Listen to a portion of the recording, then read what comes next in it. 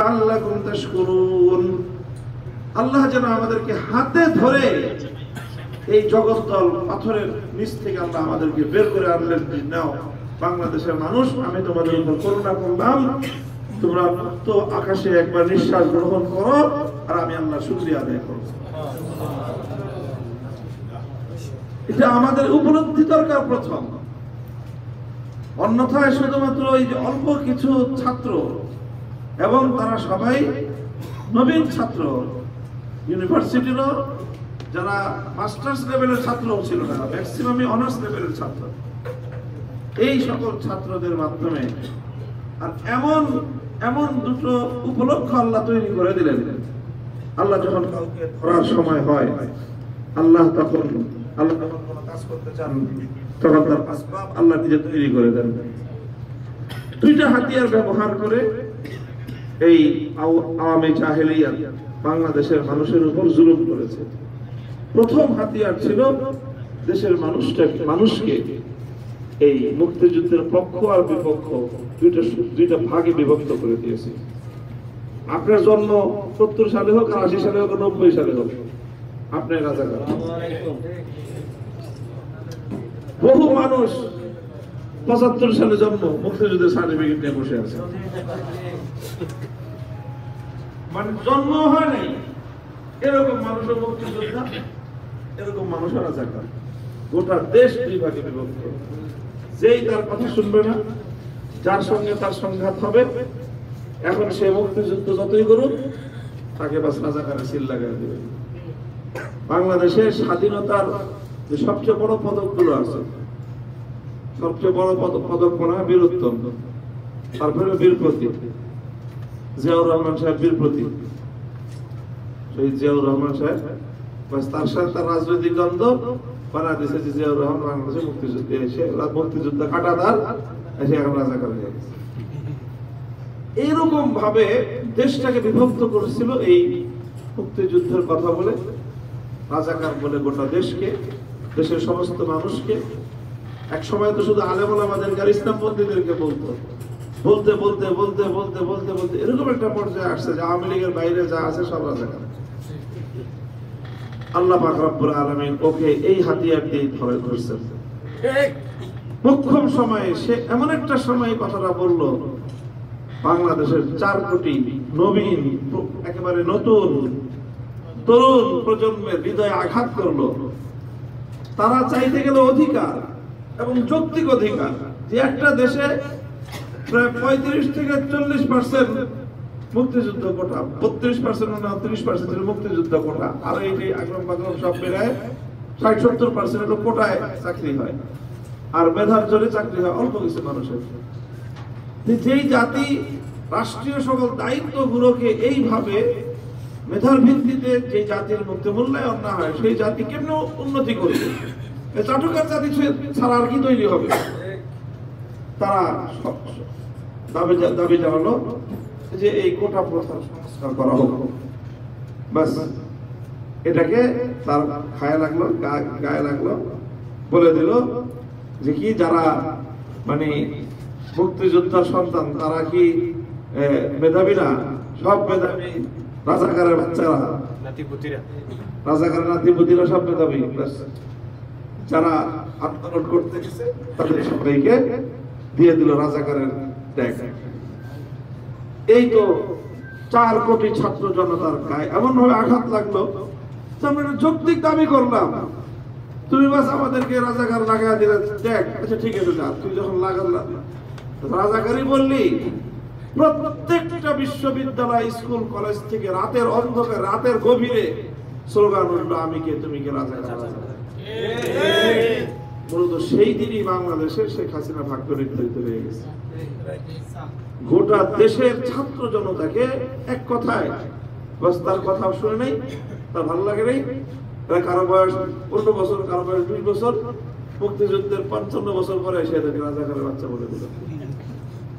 এই ছিল তার একটা। এরপরে দ্বিতীয় যেটা হলো, এই ছাত্রদেরকে দমন করার জন্য যখন তারা ছাত্রলীগকে মাঠে নামাইল অস্ত্র দিয়ে, ওপেন প্রত্যেকটা শহরে শহরে তার এই হেলমেট বাহিনী, তার হেলমেট লীগ, ছাত্রী লীগ, এরা যখন এইভাবে ছাত্রদের বুকে গুলি চালালো, বাংলাদেশের মানুষের যে তখন কি অবস্থা হয়েছে আমরা প্রত্যক্ষদর্শী। মানুষ মৃত্যুকে ভয় পায় না। লাশ পড়তেছে, দুইজন লাশ ধরে নিয়ে ঘরে যেতেছে, আর বাকিরা কেউ মাঠের দিকে সরে না। আরো মানুষ আরো বেশি বেড়ে যায়, মারবি যখন সব মেরে ফেলা হয়। আর বাঁচার দরকার নেই, দেশে থাকার দরকার নেই। এইভাবে যখন মানুষ, এই ছাত্রলীগ এবং তার লোকজন যখন এইভাবে গুলি করে করে ছাত্রদেরকে হত্যা করলো, তো এই তো মৌসাকে ফিল মারলে যেরকম হয়, গোটা বাংলাদেশের প্রত্যেকটা পরিবার থেকে মানুষ ক্ষিপ্ত হয়ে রাস্তায় নামলো। এর মাধ্যমে তার পতন ঘটলো। এর থেকে শিক্ষণীয় ফাতাবিরু ইয়া উলিল আবসার, শিক্ষার অনেক গুরুত্বপূর্ণ উপাদান এখানে রয়ে গেছে। তার আত্মবিশ্বাসটা এমন ছিল, এই দেশে তাকে মোকাবেলা করার মতো আর কোনো শক্তি নেই। আল্লাহ পাক রব্বুল আলামিন যখন মানুষ অহংকারের চূড়ান্ত সীমায় পৌঁছে, তখন আল্লাহ পাক তার ঘাটটা এমন ভাবে মটকান সে ওই ঘাড় আর কোনদিন সোজা করে দাঁড়াইতে পারে। এই জন্য অহংকারী হওয়া উচিত না কারণে, বিনয় এটা সবসময় থাকা উচিত। আর আল্লাহ পাক রব্বুল আলামিনের রহমত থেকে কখনো নিরাশ হওয়া উচিত না। আল্লাহ পাক রব্বুল আলামিনের কাছে আমাদের আশাবাদ থাকা উচিত যে আল্লাহ পাক ইনশাআল্লাহ এমন কোন একটা ব্যবস্থা করে দিবেন যে ইনশাআল্লাহ কোনো অন্ধকার চিরদিন থাকে না। প্রিয় দিনী ভাইরা, তবে আমাদেরকে মনে রাখতে হবে যে আমাদের চূড়ান্ত বিজয় এখন আমরা গড়ে তুলতে পারিনি। একটা বড় বাধা অপসারণ হয়েছে। এদেশের ইসলামপন্থীরা কোণঠাসা ছিল, তাদের বুকের উপর সবচেয়ে বেশি জগদ্দল পাথর চেপে বসেছিল। আল্লাহ পাক রব্বুল আলামিন কুদরতের মাধ্যমে এই পাথরকে আল্লাহ সরায় দিয়েছেন। এখন আমাদের দায়িত্ব হলো নিজেদের চেষ্টায় সামনের দিকে অগ্রসর হওয়ার চেষ্টা করা। আমরা যদি সামনের দিকে অগ্রসর হই, আল্লাহ পাক রব্বুল আলামিন ইনশাআল্লাহ আমাদের উপর রহম করবেন, আল্লাহ আমাদেরকে সাহায্য করবেন, এবং আল্লাহ আমাদেরকে যেভাবে অতীতে সাহায্য করেছেন এবং এই 5ই আগস্ট আল্লাহ পাক যেভাবে আমাদেরকে সাহায্য করেছেন, ইনশাআল্লাহ সামনের দিনেও এইভাবে আল্লাহ পাক রব্বুল আলামিনের সাহায্য অবারিত থাকবে ইনশাআল্লাহ। এই সময়টা অনুকূল, এই সময়টাকে আমাদের কাজে লাগাতে হবে। অনুকূল এই সময়টাকে কাজে লাগাতে হবে। কাজে লাগানোর উপায় হলো যে আমরা এই সময়ে আল্লাহর জমিনে আল্লাহর দ্বীনকে বিজয়ী করবার এই আন্দোলন সংগ্রাম, আমাদের চূড়ান্ত লক্ষ্য হল আল্লাহর জমিনে আল্লাহর খেলাফত বাস্তবায়ন করা। মনে রাখতে হবে যে এই যে বৈষম্যহীন সমাজ গড়ার যে একটা মানুষের মধ্যে একটা আগ্রহ, গণদাবি, মানুষের মধ্যে যে একটা আকুতি তৈরি হয়েছে যে আমরা বৈষম্যহীন সমাজ চাই। ভাই আসলে বৈষম্যহীন সমাজ, এই পরিপূর্ণ ইনসাফ ভিত্তিক এক সমাজ করতে হলে মানব রচিত কোনো তন্ত্র মন্ত্র দিয়ে আসলে সম্ভব না। এর জন্য একটাই উপায়, সেটা হলো আল্লাহর জমিনে আল্লাহ প্রদত্ত রাজনৈতিক বন্দোবস্ত কায়েম করতে হবে। আর আল্লাহ প্রদত্ত সেই রাজনৈতিক ব্যবস্থার নামই হলো খেলাফত রাজনীতি। আল্লাহ বিধান দিবেন, আল্লাহর বিধানটাকে সামনে রেখে আল্লাহর প্রতিনিধি হিসেবে মানুষ আল্লাহর জমিনে মানুষকে শাসন করবে। মানুষ নিজের পক্ষ থেকে মানুষকে শাসন করবে না। মানুষ যারা শাসক হবে সে হবে আল্লাহর প্রতিনিধি, আল্লাহর পক্ষ থেকে মানুষকে শাসন করবে, আল্লাহর আইন দিয়ে মানুষকে শাসন করবে। তখন মানুষের মধ্যে বৈষম্য থাকবে না, ইনসাফ থাকবে।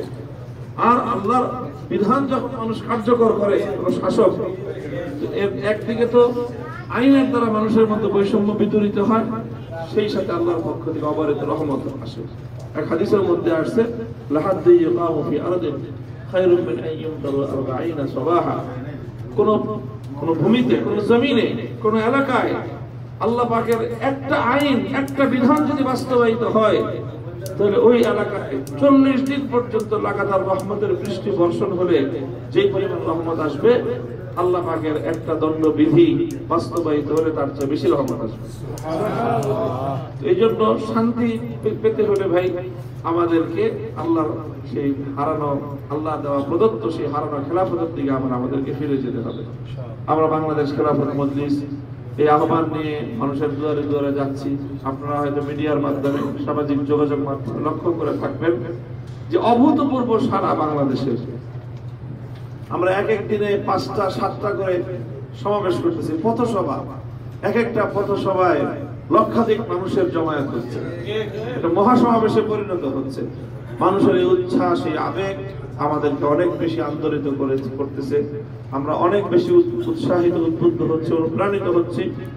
আপনারাও এই সময়টায় সবাই যার যার মতো করে নিজেরা দ্রুত আমাদের প্রস্তুত হয়ে যাওয়া দরকার। ইনশাআল্লাহ চূড়ান্ত লড়াইয়ের সময় আসতেছে। সেই লড়াইয়ে আমরা আল্লাহর দ্বীনের ঝান্ডাকে নিয়ে যেন বিজয়ী হতে পারি, দ্বীনের ঝান্ডা যেন আমরা সমুন্নত করতে পারি। দিকে দিকে তার আলামত দেখা লক্ষ্য করা যাচ্ছে। এখন আমাদের আর ঘুমিয়ে থাকার সময় নেই, পিছিয়ে থাকার সময় নেই, হতোদ্যম হওয়ার সময় নেই। এখন আমাদের দ্বিগুণ ত্রিগুণ তিনগুণ উৎসাহ নিয়ে সামনের দিকে অগ্রসর হওয়ার সময়। আল্লাহ পাক রব্বুল আলামিন আমাদেরকে তৌফিক দান করুন। সর্বশেষ আমি আবারও বাংলাদেশ খেলাফত মজলিস মক্কা শাখার আমাদের সভাপতি মাওলানা হারুন ভাই সহ অন্য সকল দায়িত্বশীলদেরকে আমি আন্তরিক অভিনন্দন জানাচ্ছি।